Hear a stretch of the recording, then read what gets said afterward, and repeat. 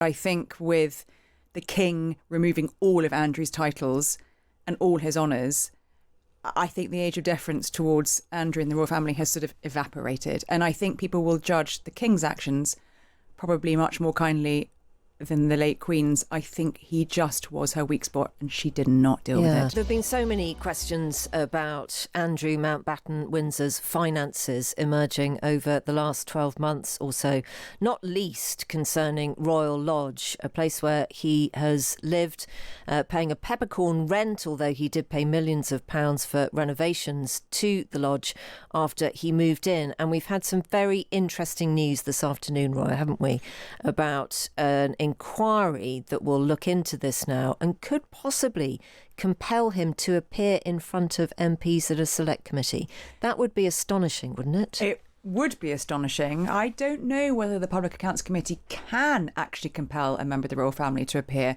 but they can certainly ask, and the expectation, if they do, will be huge on Andrew to do that.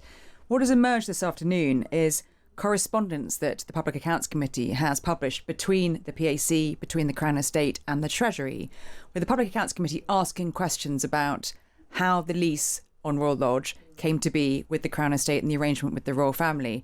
Now, for quite a long time now, since this has sort of been brewing, it's been very clear that a lot of people have felt very uneasy about how it came to be that, yes, Andrew paid millions when he first moved in there for renovations, but then paid a peppercorn rent. And the Crown Estate didn't make that known for a very long time, until actually it was George Greenwood on the Times finally got that out of them.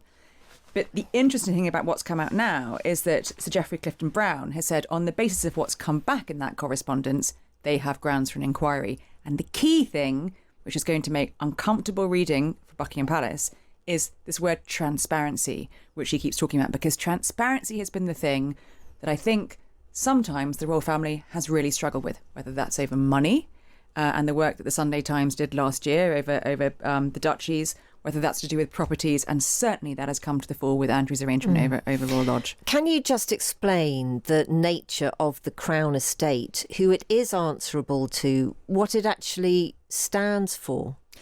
Well, the Crown Estate is a sort of vast property sort of portfolio, and there are all sorts of ways that it has arrangements with the royal family. The one that we deal with most is the way the sovereign grant is arranged. And the sovereign grant replaced the civil list many years ago, and that provides funding for the royal family for their official duties. So the way it stands at the moment, and has done since it was set up, is that the royal family get a percentage of the profits of the Crown Estate to go towards the running of their official duties. But it also, obviously, has come more to the fore. It oversees the tenancy arrangements that members of the royal family, like Andrew, like other members of the royal family, like Edward and Sophie, have over their properties. And actually, Bagshot Park, which is Edward and Sophie's property, is also mentioned in this correspondence. And of course, we had the story last week that Edward has been paying a peppercorn rent for that property too, although he did pay millions when he first moved in.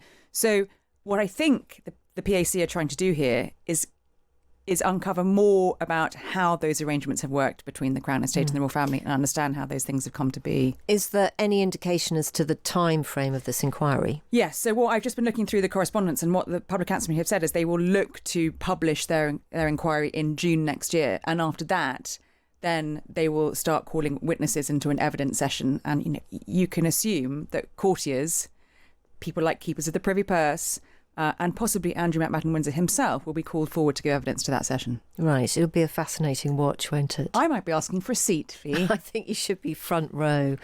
How do you think history is going to judge the way that the royal family has dealt with Andrew? I think history will judge it before and after what we've just seen in the last couple of months. I mean, since I last, was hanging out with you, a prince has been deprinced.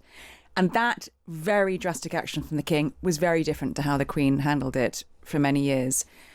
I think, you and I have talked about the age of deference sort of sliding away when the late Queen died. But I think with the king removing all of Andrew's titles and all his honours, I think the age of deference towards Andrew and the royal family has sort of evaporated. And I think people will judge the king's actions probably much more kindly than the late Queen's. I think he just was her weak spot and she did not deal with it. And that's such an interesting one, isn't it? Because I have felt that people have only wanted to very tentatively suggest that the Queen might not have been as helpful as she could have been. And that is all to do with the place that she held in people's hearts. It is to do with an age of deference. But the further that we get away from the now, away from her passing, the easier it always becomes to criticise people, I think. I would say it's not so much about the further we get away from Her late Majesty's death. I think it's more to do with the here and now, what is now coming out and emerging.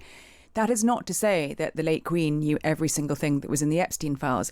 She definitely didn't. But she knew there was a problem. She knew there was an issue. And that problem carried on and continued. And really, what the King did last month, in October, removing his titles, the Queen really should have done back in 2019 after that Newsnight interview. Yeah. What is going to happen to Andrew Mountbatten Windsor now? Do you think that he will keep his head down? Do you think he'll stay in this country? I do think he'll stay in this country because I think he will want to be near his children and his grandchildren.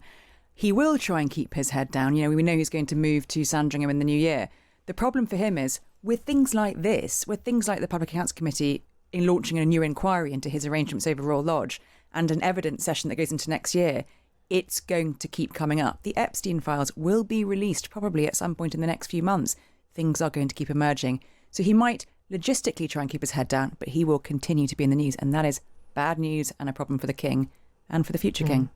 It's fabulous that you are here today. Roya Nikkhah always knows her stuff on the royal family. For the record, to refer to the events that have taken place in the last few weeks.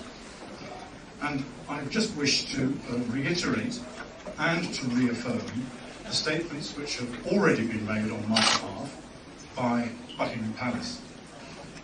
My focus is on my work, and this evening's reception allows me to tell you about just a couple of the initiatives that I have founded and am passionate about, but also just to showcase to you one that is easily transportable.